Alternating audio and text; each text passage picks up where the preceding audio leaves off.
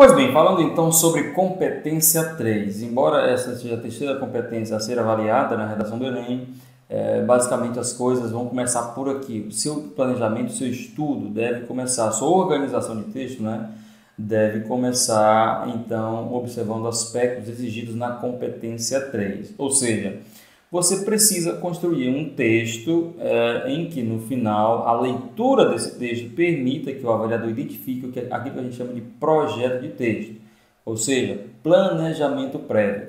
Todo texto planejado revela na leitura dele o seu planejamento, assim como aquele texto que não é planejado também revela a falta de planejamento. Então, o que é que ficou definido a partir de 2017, o que serviria para análise e geração de nota da terceira competência? Organização textual, ok? Então, até 2016, havia um problema ali no Enem, que era o que a gente chama, assim, na linguagem dos professores de redação, de arrastar a nota. O Enem trabalhou muito, por algum tempo, com essa questão de arrastar a nota da segunda competência para a terceira. Então, a nota da competência 2 era basicamente a mesma da competência 3, porque havia uma incompreensão sobre o que era a tal da configuração de autoria.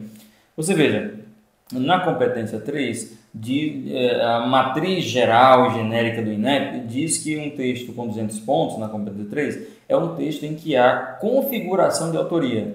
Mas o que é essa bendita configuração de autoria? Então, houve um certo entendimento, né, nos anos anteriores a 2017, ou seja, 2016, 2015, 2014, né, 2013, nesses anos que antecederam aí, o Enem 2017, houve um entendimento de que a configuração de autoria era realmente o uso de repertório sociocultural. E aí o problema estava aí. Se você considerava então naquela época que repertório sociocultural serviria para configurar a autoria, o repertório sociocultural estava sendo avaliado duas vezes, tanto na competência 2, em que se deve avaliar de fato o repertório sociocultural, mas também na competência 3, sob a alegação de que o repertório sociocultural serviria para configurar a autoria do texto. E isso aí foi resolvido a partir do Enem 2017, em que se estabeleceu, em que se decidiu ali, através da Fundação Unesp, né, que foi responsável por corrigir as redações do Enem 2017, que configuração de autoria tinha que ver simplesmente, unicamente, com organização textual, com projeto de texto.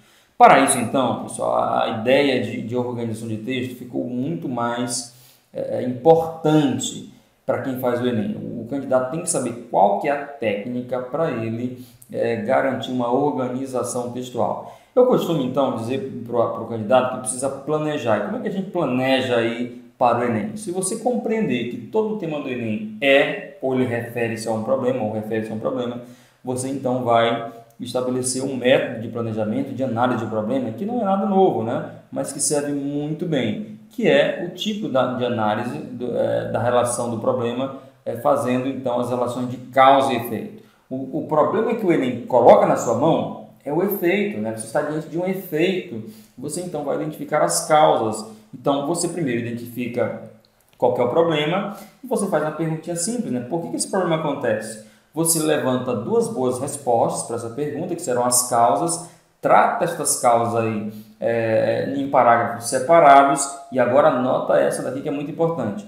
É importantíssimo que você aprenda, se assim ainda não faz, a organizar, a montar uma introdução de maneira que estas causas ou estes argumentos já sejam antecipados na introdução do texto. Porque assim, desde a introdução, você já está dando um recado indireto para o avaliador. Qual que é o recado indireto? Eu sei planejar. Tanto é verdade que aqui na minha introdução eu já estou mostrando quais são os dois argumentos que estarão presentes no desenvolvimento do meu texto, tá bom? Eu tenho insistido isso com meus alunos e tenho ensinado esses alunos a construírem, a planejarem dessa maneira e a construírem introduções desse tipo, introduções com antecipação de argumentos. Só para você ter uma ideia, eu tenho várias estruturas modelares, exemplares para o aluno olhar, para ele tirar como experiência, para ele observar como fazer e depois então, de repente, adaptar alguma estrutura dessa ou criar uma estrutura parecida, né,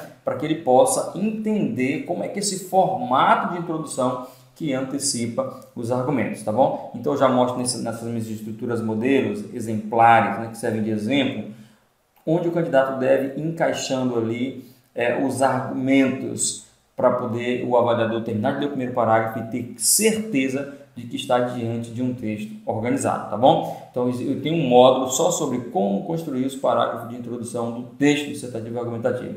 Então basicamente essa ideia, você deve se planejar, tendo em mente que todo o tema do Enem é um problema, você identifica o problema, pergunta por que o problema acontece, descobre quais são as causas do problema, constrói uma introdução em que você já antecipa essas causas e você procura desenvolver então cada causa dessa em um parágrafo do meio, né? Você tem duas causas, você desenvolve a primeira causa, o primeiro argumento no segundo parágrafo do texto, a segunda causa no terceiro parágrafo do texto e ao final você estabelece uma proposta de intervenção que tenha relação com essas causas, com esse problema, com esse jogo argumentativo. Porque também, senão, se você fizer uma proposta que não tem a ver com o que você propôs, né, que a sua proposta é estabelecer a relação das causas do efeito, da causa do problema, se você não construir uma proposta que tem a ver com isso, você perdeu também no seu planejamento. Então, o planejamento tem que ter tudo isso aí, tá certo? Então, você deve partir desse jeito. Se você ainda não é um aluno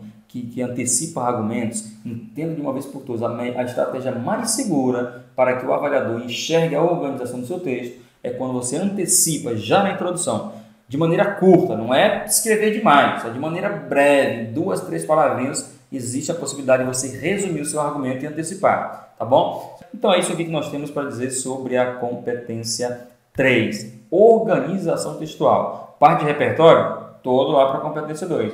Agora é competência 3, tá bom? Uma dica final para a competência 3 se você garantir essa organização global, né, de antecipar, de descobrir os argumentos com antecedência, apresentá-los de maneira antecipada já na introdução, tratá-los de maneira individual, né, independente, cada um em um parágrafo do texto e construir proposta de intervenção voltada para o enfrentamento dessas causas, você está diante do planejamento global. Além disso, você precisa ficar atento ao fato de não colocar na sua redação nenhuma informação que não possa ser desenvolvida. Tudo que você colocar, você precisa desenvolver. Então, não trabalhe com muita informação. Trabalhe simplesmente com as informações que serão devidamente desenvolvidas na sua redação. Caso contrário, o seu texto será acusado de conter informações não desenvolvidas ou não plenamente desenvolvidas e você não pode atingir na competência 3 de 200 pontos se você tiver ali alguma informação não desenvolvida, tá bom? Forte abraço, bons estudos, eu fico à sua disposição.